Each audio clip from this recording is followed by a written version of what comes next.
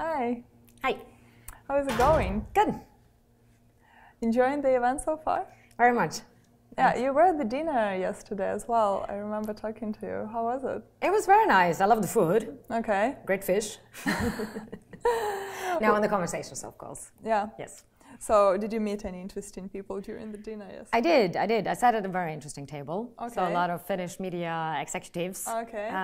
So you got some insights about absolutely, yes. the state of media in Finland. Exactly. Okay. Well, that was very interesting. And what about today? Today was also very good. I didn't set up that many meetings actually. I was more like spontaneously walking around and seeing conversations, and that was also very nice. Yeah. Of course, I met up with a lot of startup founders that I know from previous events, like Arctic 15 or Slush and so on. Arctic 15 as well.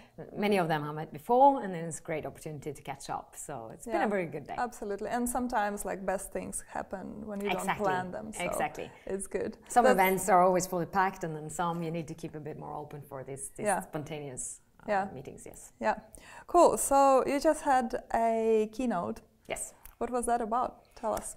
It was about valuation in the digital media or general, also in the startup scene. I thought I was going to try to draw some conclusions or at least some trends, what's happening both with regards to startup valuations and also in particular then in the media industry. Of course, it's hard to draw any kind of like statistically proven significantly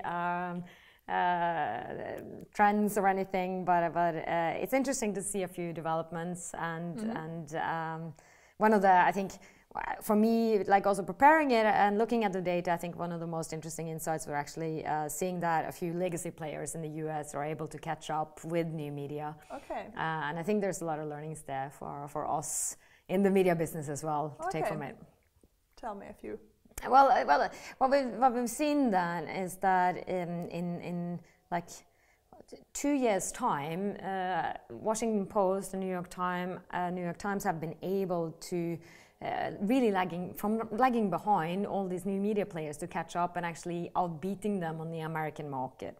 So of course, what we looked at was only the reach on their own platform, so not like the general reach on like YouTube, Snapchat and Facebook and so on, but still it tells us that they've been able to really develop with technological innovation, like Washington Post after Jeff Bezos went into it, really innovated and they seem to be catching up, and that is actually a great achievement, and I think also helps media companies a bit from thinking it's not possible and to getting into a very progressive approach to really take innovation, think like the new ones and actually eat into their reach as well.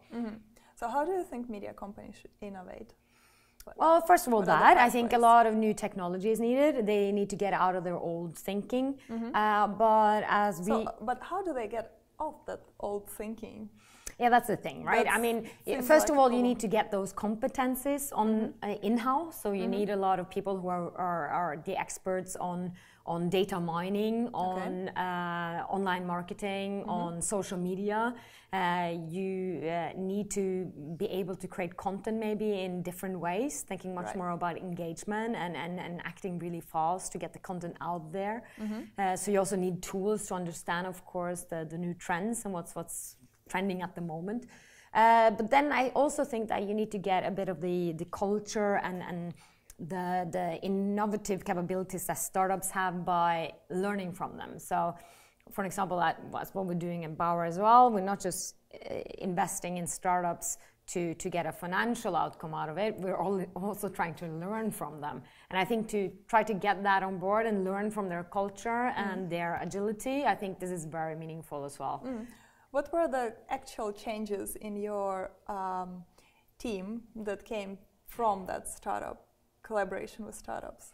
Well, in my team, personally, I don't think we really see, because we're an investment team, so that wouldn't directly change.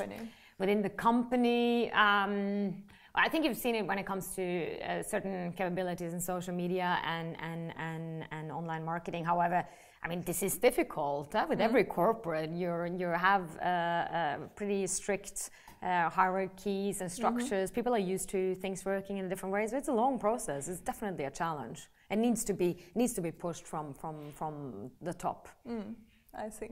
And yeah, asking maybe a little personal question, how did you end up working in this field, in the media investment? Well, before this job, I was more in an operational role. I was working for Rocket Internet. I was actually about to set up a company in Finland. Right. Unfortunately, it was withdrawn though, before we really got all the legal stuff done. But I was active in the Scandinavian environment for sure. And well, doing that was extremely interesting. I learned a lot, and I always had a great fascination for startups and the innovative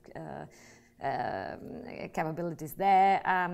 However, the VC scene drew me to it. I think also because it's a very analytical role. When you're a founder, you're very busy every day, like solving operational issues, and the real privilege that you have as an investor is that you can actually take very much of a bird perspective and look down at different startups, compare them, and really try to understand their business models, but from a higher perspective, where you're actually comparing the data next to each other. I mean, it's a huge privilege being able to sit on so much information. But then you also dig deep. You go into board meetings, you go into the operational issues. So for me, this is actually a great opportunity to have both the analytical side, but also being close to the real operational issues of the startups. Okay. What kind of startups are you mostly interested in? Well, as a media house, of course, we are looking very much into closed businesses to the media. Of course, that's not too strict. Like we have, for example, in Sweden, we have invested in a calorie or health tracking app. Oh, interesting. Which is not like traditionally media. Yeah. So why? Well, but it's really addressing the group or the readers group of our titles. So Bauer has like typical women's title like Cosmopolitan or other Women's World and so on. So we do understand this this group, and it makes sense. It's our readers that we're actually appealing to. So I think in that kind of sense, it makes sense. Yes. Okay. And then also another like acquisition we did in Sweden was a loan comparison site. So this is, again, it's not typical media, but it's also not too far away. So we're thinking a little bit out of the boundaries. So it kind of has to be somehow interrelated to what you are doing. It makes sense because we can also use what we know and the expertise that we have in the house, and we can give something more back to the house as well, even if it's just financial investments, yes. Okay.